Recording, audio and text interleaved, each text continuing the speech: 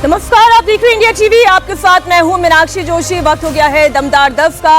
अजीत द्विवेदी जी वरिष्ठ पत्रकार हमारे साथ स्टूडियो में हैं। वरिष्ठ पत्रकार आरती टिक्कू जी हमारे साथ स्टूडियो में हैं। बहुत सारी खबरें हैं। महाराष्ट्र में किसने कहा तुम्हारे मुंह में घी शक्कर? देवेंद्र फडणवीस का चैलेंज भी है कि मुंबई में बनेगा तो हिंदू मेयर ही।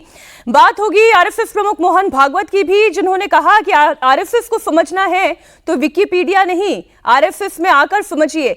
ईरान की भी बात होगी। बात बांग्लादेश को मैसेज की भी होगी जो भारत की ओर से दिया गया है। फरहान ममदानी के आ जाने के बाद कैसे बदल रहा है अमेरिका, तमाम खबरें होंगी। लेकिन सबसे पहले बात होगी पश्चिम बंगाल की।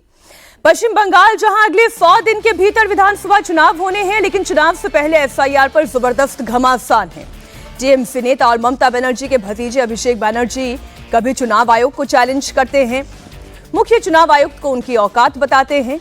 मैं तो इलेक्टेड हूं, आप नॉमिनेटेड हैं, ऐसी बातें कहते हैं। और अब चैलेंज बीजेपी को। कितनी भी एफआईआर करा लो, कितनी भी ताकत लगा लो, सीट तो टीएमसी की ही बढ़ेगी। ऐसे में सवाल ये उठता है कि क्या एफआईआर से ममता बनर्जी की पार्टी को फायदा हो गया है? एफआईआर में जितने नाम कटे हैं, क्या वो बीजेपी के सपोर्टर्स के नाम कट गए हैं? इस पर हम करेंगे चर्चा। सवालात भी होंगे आपके सामने, लेकिन पहले आपको अब अभिषेक बनर्जी को सुनना होगा। আমি তো প্রায় 2 মাস আগে বলেছি। मैंने तो 2 महीने पहले ही कहा था कि आप जो एसआईआर कर रहे हैं कीजिए, आपके पास जितनी ताकत है वो लगा दीजिए, फिर भी तृणमूल कांग्रेस की सीटें बढ़ेंगी। मैंने कहा था कि नहीं, बीजेपी के नेताओं में दम है तो चैलेंज स्वीकार करें। उनके किसी नेता ने हमारे चैलेंज को एक्सेप्ट क्यों नहीं किया? आखिर बीजेपी वालों को किस बात का खौफ है, किस बात का डर है?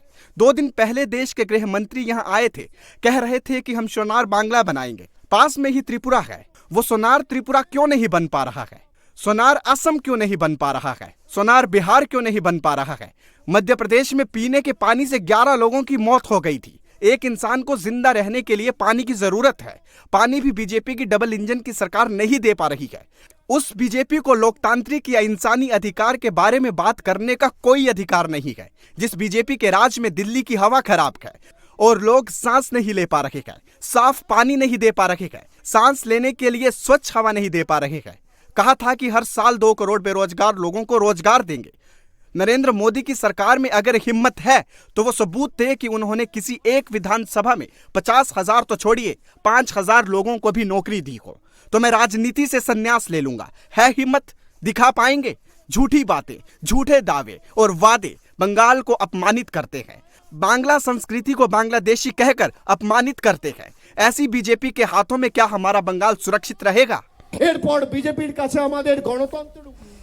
इसी बयान के आगे के हिस्से में वो ये कहते हैं अबार जीत गए बांग्ला, कि इस बार तो बंगाल जीतेगा, बंगाली जीतेंगे। अब मैसेज कहां है ये आप समझ ही रहे हैं। लेकिन अजीत जी, मेरा प्रश्न तो आपसे ये है कि एफआईआर ने किससे डैमेज कर दिया?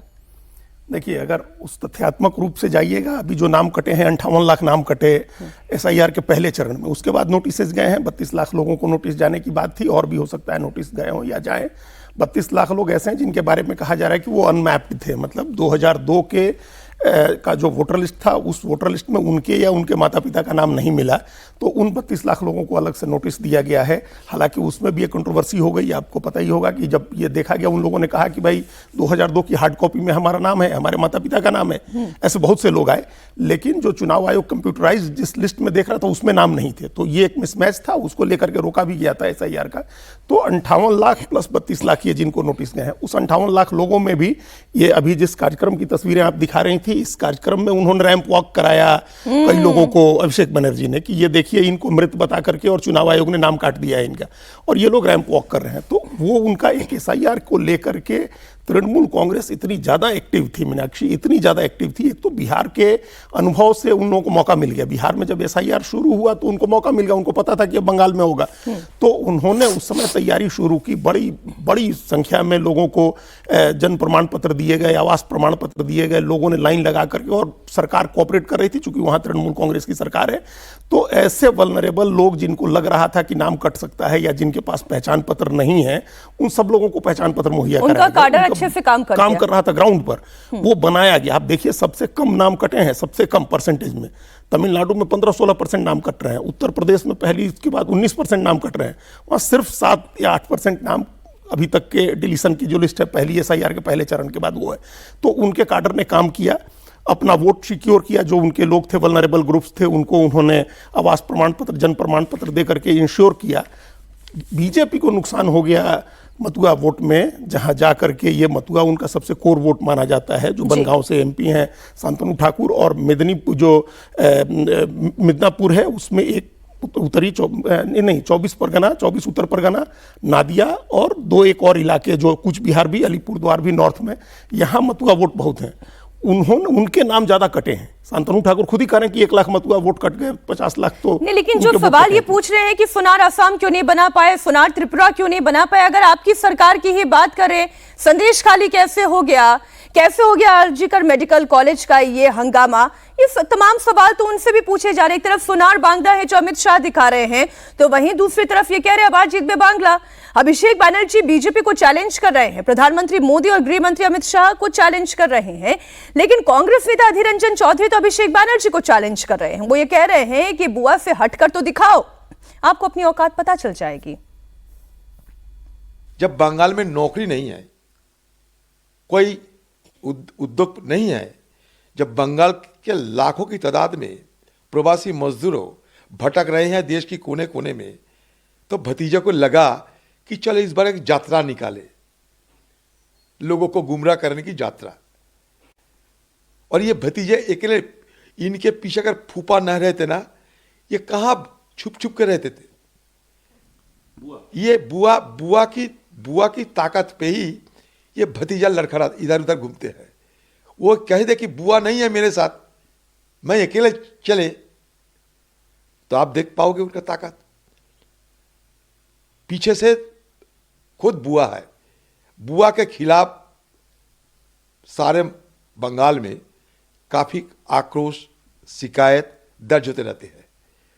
और बुआ देखा कि ठीक है, इस बार आगे कम से कम भतीजों को आगे बढ़ाओ, मेरे खिलाफ जो शिकायतें हैं उस तरीके की शिकायतें भतीजे के खिलाफ नहीं हो सकते, तो चलो मेरे शिकायत की बजाय, मुझसे सीधे सवाल करने की बजाय उनको देखकर अगर लोग दया करें। ममता बनर्जी बोले थे डबल नौकरी होगा। BGBS Bengal global business summit में बोले हैं 28 लाख नौकरी हुआ है, लेकिन ये नौकरी हम लोग देखे नहीं है, कहाँ हुआ है? नौकरी आप लोग नहीं दे पाए, घर नहीं दे पाए। प्रधानमंत्री आवास योजना का घर TMC लोगों को मिला, गरीब लोगों को नहीं मिला। शौचालय नहीं मिला, रास्ता नहीं हुआ, ड्रेन नहीं हुआ।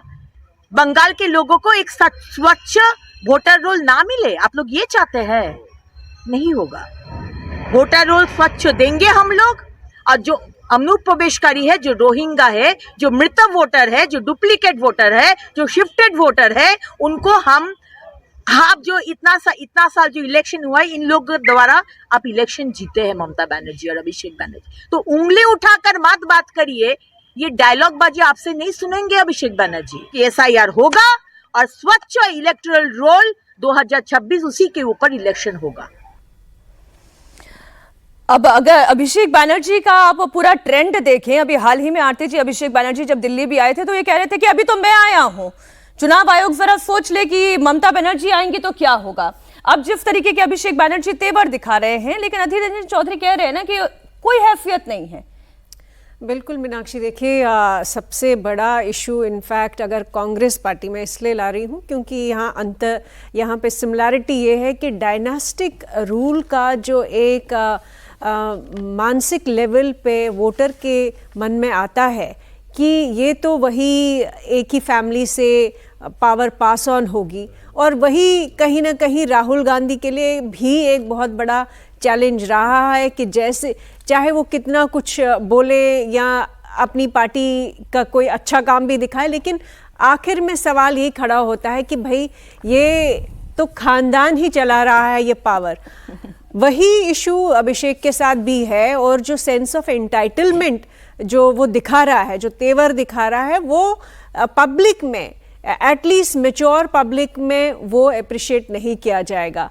हाँ, ममता बनर्जी के पर्सपेक्टिव से देखें तो वो यूथ डेमोग्राफिक को एड्रेस कर रहा है, और सही कहा कि अधीर रंजन चौधरी ने सही कहा कि इतने सारे मसले हैं बंगाल में, बहुत सारी वायलेंस हुई है, महिलाओं पे भी जो वायलेंस हुई हमने देखा, वो सब इश्यूज रियल है। और वहाँ पे अभिषेक बैनर्जी अगर यूथ को कहीं ना कहीं एड्रेस करे और कहें कि वो उनका जो सारा एंगर है, हमने देखा जो मेडिकल कॉलेज में जो केस हुआ उसकी वजह से जो बहुत ज़्यादा गुस्सा है उसको चैनलाइज करने की कोशिश करे अभिषेक बैनर्जी। लेकिन साथ ही साथ उनका सबसे बड़ा प्रॉब्लम है कि वो अपनी बैगेज डायनेस्टिक रूल का वो पता नहीं कितना सक्सेसफुल होंगे। देखिए, पश्चिम बंगाल में तो भतीजे अभिषेक बैनर्जी ने बुआ ममता बनर्जी के लिए मोर्चा संभाला, इधर महाराष्ट्र में एक भतीजे के दिल में चाचा के लिए प्रेम उमड़ रहा है। हम बात कर रहे हैं चाचा शरद पवार और भतीजे अजीत पवार की। 2 साल पहले पवार फैमिली और पार्टी दोनों टूट गई, लेकिन अब एक बार फिर पवार फैमिली एकजुट होती हुई दिखाई दे रही है। अजीत पवार ने एक बार फिर पवार फैमिली के एकजुट होने के संकेत दिए। दरअसल पिपरी चिचवाड़ में अजीत पवार और शरद पवार की पार्टी मिलकर चुनाव लड़ रही है। अजीत पवार की पार्टी के पोस्ट पर शरद पवार की तस्वीर है। ऐसे में जब उनसे सवाल पूछा गया कि क्या अब शरद पवार हमेशा साथ ही रहेंगे, तो इस पर उन्होंने क्या कहा, आप खुद सुन लीजिए।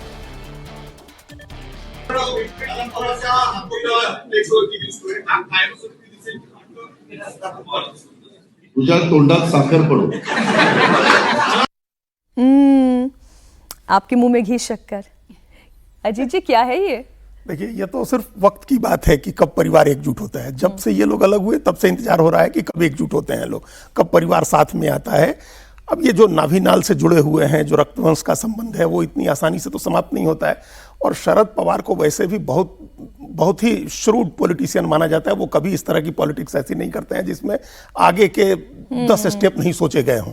तो एक समय शरद पवार को छोड़ करके जब गए अजीत पवार, पहली बार सुबह 5 बजे शपथ कराई गई, फिर 4 दिन में शरद पवार ने अपनी ताकत दिखाई, सब लोगों को वापस करा लिया। इसमें 2.5 साल हो गए। तो ये अभी भी समय का वक्त की बात है कि कब साथ में आते हैं। नहीं, इनका ये लेकिन मुंह में घी शक्कर किससे डरा रहा है? नहीं, घी शक्कर तो मान लीजिए कि वो अभी उसी कॉन्टेक्स्ट में उसी पर हम आ रहे थे।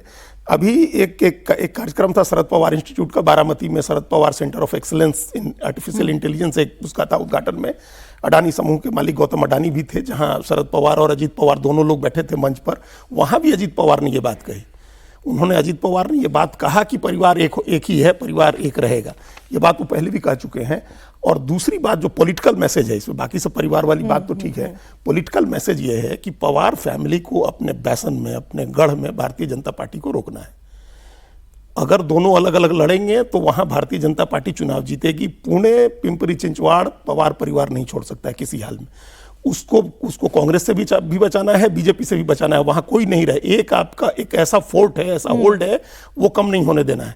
तो इसलिए दोनों साथ है। सुप्रिया सुले ने आगे बढ़कर के बात की। पीएमसी का जो ये पिंपरी चिंचवाड़ के अलावा जो पीएमसी पुणे म्युनिसिपल कॉर्पोरेशन है, वहां भी दोनों ने बराबर समझौता किया। दोनों लोग साथ में लड़ रहे हैं, पुणे में भी, पिंपरी चिंचवाड़ में भी। वो इलाका नहीं छोड़ तो सकते। दर्शक भी इस बात के लिए तैयार रहे, हो सकता है कुछ दिनों में या कुछ महीनों में ये भी खबर आ सकती है कि हम बताएं कि पवार फैमिली वापस एक हो गई है।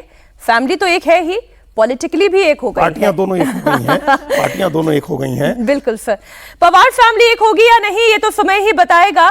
लेकिन मुंबई का मेयर कौन बनेगा, इससे लेकर बीजेपी ने तस्वीर एकदम साफ कर दी है। बीजेपी ने बता दिया है कि अगर महायुति मुंबई में जीती तो मेयर हिंदू बनेगा। महाराष्ट्र के सीएम और बीजेपी नेता देवेंद्र फडणवीस ने कहा, मुंबई का मेयर हिंदू और मराठी होगा। मतलब वैसा मराठी जो हिंदू होगा और वैसा हिंदू जो मराठी होगा। दरअसल ठाकरे ब्रदर्स ने कहा था कि मुंबई का मेयर मराठी होगा। एआईएमआईएम ने कहा था कि कोई खान, पठान या बुर्का पहनने वाली महिला होगी। फडणवीस ने कहा मुंबई का मेयर मराठी और हिंदू होगा। कोई कह रहा है बुर्का वाली होगी, कोई कह रहा है मराठी होगा। फडणवीस के बाद सबसे ज्यादा दमदार दिखाई देती है मराठी होगा, मुंबई का ही होगा और हिंदू होगा। इसमें तो मराठी फैक्टर भी आ गया, हिंदू फैक्टर भी आ गया, वोट फैक्टर भी आ गया, सब उन्होंने एक साथ कर लिया। मीनाक्षी, देखिए बीजेपी की पूरी अगर आप देखिए स्ट्रैटेजी क्या रही है महाराष्ट्र में, जहाँ पे मराठी अस्मिता, जो आइडेंटिटी पॉलिटिक्स मराठी होने पे हुई है और उसका लंबी हिस्ट्री है, बाल ठाकरे से लेकर अभी तक का जो वो डीप रूटेड सेंटिमेंट है, वो फडणवीस बहुत केयरफुली क्राफ्टेड स्ट्रैटेजी के तहत खेल रहे हैं कि वो बीजेपी की जो हिंदू आइडेंटिटी, हिंदुत्व के नाम पे जो पॉलिटिक्स करते हैं, और साथ ही साथ मराठी आइडेंटिटी का जो मिश्रण है, वो ना कि ठाकरे ब्रदर्स की वो जो लहराती हुई इस वक्त हिंदू आइडेंटिटी दिखाई दे रही है। बिल्कुल बिल्कुल, वो चैलेंज कर रहे इन अ वे जो ठाकरे ब्रदर्स पे एक दब्बा भी लगा। इनफैक्ट उद्धव ठाकरे पे बहुत बड़ा सवाल खड़ा हुआ कि जो बाल ठाकरे का फोकस था हिंदू और मराठी वाली आइडेंटिटी पे, वो उससे धीरे धीरे डिस्ट्रैक्ट हो गए और डिवेट हो गए।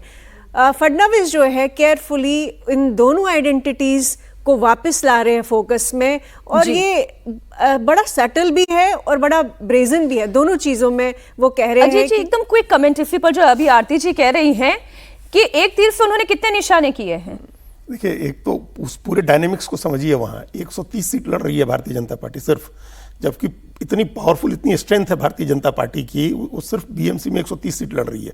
उसने 90 सीटें छोड़ी हैं एक नाथ शिंदे की शिवसेना के लिए। और ये जो मतलब इलेक्टोरल लेवल पर, एक तो बयान के लेवल पर हम लोग समझ गए, एक मैप, चूंकि ये काउंटर करना जरूरी था राज ठाकरे और उद्धव ठाकरे की साझा प्रेस कॉन्फ्रेंस में जो कहा गया था कि मराठी बोलने वाला ही, मराठी मानुस ही बनेगा मेयर। तो ये मराठी मानुस बनेगा, ये लिंग्विस्टिक जो अपना आइडेंटिटी की पॉलिटिक्स, मराठी मानुस की पॉलिटिक्स है, और वो हिंदू होगा, ये अंडरलाइंड था उसमें, ये अलग से कहने की जरूरत नहीं थी जो उन्होंने कही थी। अब उनको चैलेंज है बीजेपी के सामने कि शिवसेना, उस शिवसेना को, उन दोनों को, मनसे को और शिवसेना को कौन रोकेगा? बीजेपी रोके या जो दूसरी शिवसेना है जिसको असली शिवसेना होने का दावा किया जा रहा है वो रोके? तो जहां उनका हार्डकोर स्ट्रेंथ है, देखिए इसके लास्ट इलेक्शन में 84 सीट जीती थी शिवसेना और 82 बीजेपी की थी। तो बीजेपी अपने स्ट्रेंथ वाले इलाके में खुद लड़ रही है, और जो शिवसेना का स्ट्रेंथ का इलाका है वहां एकनाथ शिंदे को लड़ाया है उन लोगों ने। एकनाथ शिंदे को भी रखना है, चूंकि एकनाथ शिंदे हैं तभी आप उनको चेक करेंगे। अगर ये कमजोर हुए तो वो मजबूत होगा। तो ये एक बहुत मतलब डीप रूटेड पॉलिटिक्स है ये, उद्धव ठाकरे की शिवसेना को कमजोर बनाए रखने या समाप्त करने के लिए। कमजोर बनाए रखने की ये, अब ये कार्ड कैसे काम करेगा? मुंबई का मेयर कौन होगा? हिंदू बनेगा या कोई मुसलमान होगा? ये तो 16 जनवरी को ही पता चलेगा जब बीएमसी चुनाव के नतीजे आएंगे। लेकिन आरएसएस को लेकर संघ प्रमुख मोहन भागवत ने लोगों को सभी भ्रांतियों को दूर करने के लिए कह दिया है। राष्ट्रीय स्वयंसेवक संघ क्या है, इसके बारे में लोगों को एक बार फिर से समझाया। हालांकि ये कोई नई बात नहीं है। अच्छा, न्यूयॉर्क टाइम्स की एक रिपोर्ट का भी मैं हवाला दे रही हूं। न्यूयॉर्क टाइम्स ने 29 तारीख को एक रिपोर्ट दी थी, उसमें भी उन्होंने एक बात कही थी कि RSS is a secret society. अब ये न्यूयॉर्क टाइम्स इसे सीक्रेट सोसाइटी की तरह पर कैसे इंडिकेट कर रहा है? या मणिकम टैगोर की हम बात कर लें, वो जिस तरीके के बयान देते हैं, दिग्विजय सिंह की हम बात कर लें, लेकिन मोहन भागवत ने इन तमाम बातों को कैसे अपने एक बयान के जरिए ही लोगों को समझाया है कि जो विकिपीडिया पढ़ के, गूगल करके और फिर आरएसएस को समझने की कोशिश करते हैं, वैसे आप आरएसएस को समझ नहीं सकते। आरएसएस को समझने के लिए आपको आरएसएस का हिस्सा होना पड़ेगा। आरएसएस कोई पैरामिलिट्री संगठन नहीं है, ये मोहन भागवत ने कहा। उन्होंने कहा कि संघ को लेकर लोगों के मन में कई गलत धारणाएं फैलाई जा रही हैं, जबकि आरएसएस का असली मकसद समाज को जोड़ना है, उसे मजबूत बनाना है। ये तमाम बातें अजीत जी उन्होंने कही। आरएसएस, संघ, संगठन, सियासत, इसे लेकर ये कोई नई बात नहीं है कि सवाल खड़े हो रहे हों आरएसएस को लेकर कि भाई खाकी पहनते हैं तो ये तो पैरामिलिट्री फोर्स है। न्यूयॉर्क टाइम्स कह रहा नहीं है तो देखिए ये कोई सीक्रेट सोसाइटी है। कैसी सीक्रेट सोसाइटी है? सोसाइटी के अंदर काम कर रही है। नहीं, ये देखिए, अभी जो आरएसएस के 100 साल पूरे हुए हैं और उस मौके पर पूरे देश में व्याख्यान की श्रृंखला चल रही है, संवाद की श्रृंखला चल रही है। जब कलकत्ता में थे मोहन भागवत जी, तब भी उन्होंने ये बात कही थी कि आप भारतीय जनता पार्टी के नजरिए से संघ को मत देखिए, और हम एक्सरसाइज करते हैं तो इस एक्सरसाइज का मतलब किसी दूसरे के ऊपर अटैक करना नहीं होता है। वो एक्सरसाइज उनके बौद्धिक शारीरिक कसरत का एक हिस्सा है। ये उन्होंने वहां भी कही थी ये बात, अभी फिर उन्होंने कही। जो आरएसएस को लेकर के अब 100 साल पूरे होने पर एक उधर से एक कोशिश हो रही है कि जो कई तरह की धारणा बन रही है उस धारणा को दूर किया जाए। एक तो सिंपल ये एक उद्देश्य है इसका। और अभी पहली बार जो भारतीय जनता पार्टी में संगठन महामंत्री हैं जो आरएसएस से आए हैं, बीएल संतोष, उन्होंने पांचजन्य को एक लंबा इंटरव्यू दिया है। कोई 35 मिनट का इंटरव्यू है। हितेश शंकर ने इंटरव्यू किया, वो भी देखना चाहिए, मोहन भागवत की बात का को उन्होंने आगे इसी तरह से बढ़ाया है कि एक तो कोई ये छिपी हुई सोसाइटी नहीं है, कोई पैरामिलिट्री फोर्स नहीं है, ये कभी नहीं रही है पैरामिलिट्री फोर्स। हालांकि जो ट्रेनिंग प्रशिक्षण होता है उनका, उसके दम पर कई बार पहले कहा गया है कि भाई अगर हम सीमा पर जाएं या हम जरूरत पड़ने पर वो लोग काम आते ही हैं। संगठन को लेकर के कोई गलत धारणा नहीं रहे कि सांस्कृतिक राष्ट्रवाद का काम है, हम राष्ट्रवाद का काम कर रहे हैं और सांस्कृतिक काम है हमारा, और राजनीति से हमारा उतना ही जुड़ाव है। संघ के ही एक प्रचारक से एक बार मेरा डिस्कशन हुआ और मैंने उनसे पूछा कि संघ को लेकर बहुत तरीके की धारणाएं हैं, तो इतना विरोध क्यों है, और जब विरोध होता है तो आप उसका विरोध क्यों नहीं करते, काउंटर क्यों नहीं करते? तो उन्होंने कहा कि हम काउंटर इसलिए नहीं करते हैं क्योंकि संगठन की ये सोच ही नहीं है, ये संघ की सोच ही नहीं है। संघ किसी के विरोध के लिए नहीं बना है, जो हम हैं वो हम बने रहे इसके लिए बना है। ये तो हमेशा कहते हैं लोग, संघ के लोग, कि हम किसी को अपना विरोधी नहीं मानते हैं, क्योंकि आज जो विरोधी है वो कल हमारा समर्थक हो सकता है। हाँ। इसलिए हम किसी को एंटेगोनाइज करना, किसी से हम विरोध नहीं करते, हमारा कोई विरोध नहीं है। हमारी कोशिश रहती है कि जो विरोधी है वो भी हमारा हो जाए। लेकिन परस्पर विरोध तो पार्टीज में होता है, जैसे कांग्रेस में और बीजेपी में होता है। ठीक बात है। खबर उसी से जुड़ी हुई है। ग्रामीण रोजगार को लेकर मोदी सरकार ने एक नया कानून बनाया है। मनरेगा की जगह जी राम जी कानून को लाया गया है। इसमें 100 दिन की जगह 125 दिन रोजगार गारंटी दी गई है, लेकिन इसे लेकर देश में जबरदस्त सियासत है। राहुल गांधी की कांग्रेस पार्टी जी राम जी कानून का विरोध कर रही है, इसे महात्मा गांधी का अपमान बता रही है। 5 जनवरी को देशव्यापी प्रोटेस्ट का ऐलान किया गया है, तो इसे लेकर बीजेपी ने भी नया प्लान तैयार किया है। बीजेपी अध्यक्ष जेपी नड्डा ने आज बड़ी बैठक बुलाई। कार्यकारी अध्यक्ष नितिन नवीन होंगे, पार्टी के संगठन महासचिव वीएल संतोष, केंद्रीय मंत्री शिवराज सिंह चौहान शामिल होंगे। साथ ही सभी प्रदेशों के प्रदेश अध्यक्ष और संगठन महासचिव भी वर्चुअली इसमें जुड़ेंगे। जी राम जी कानून को लेकर चर्चा होगी, नई रणनीति बनाई जाएगी, लड़ाई दोनों तरफ से होगी। अब या तो कोई जी राम जी कर ले या फिर कांग्रेस पार्टी को जय सिया राम कर दे, दोनों में से एक ही बातें हो सकती है। देखिए, महात्मा गांधी जो है वो ये माना जाता है कि उनके आखिरी शब्द हे राम थे, तो मुझे नहीं लगता है कि मनरेगा और वीबी जी राम जी में बहुत ज़्यादा अंतर है, और मुझे नहीं लगता कि राहुल गांधी का ये कहना सही है कि वीबी जी राम जी जो है गांधी जी का कोई अपमान है। मुझे लगता है कि महात्मा गांधी और राम जी इन अ वे एक मिरर इमेजेस है एक दूसरे के, फिलोसॉफिकली एक ही बात कह रहे हैं। और अगर आप कानून भी अगर आप देखें, मैम कांग्रेस पार्टी इससे कुछ गेन कर पाएगी जो कर रही है?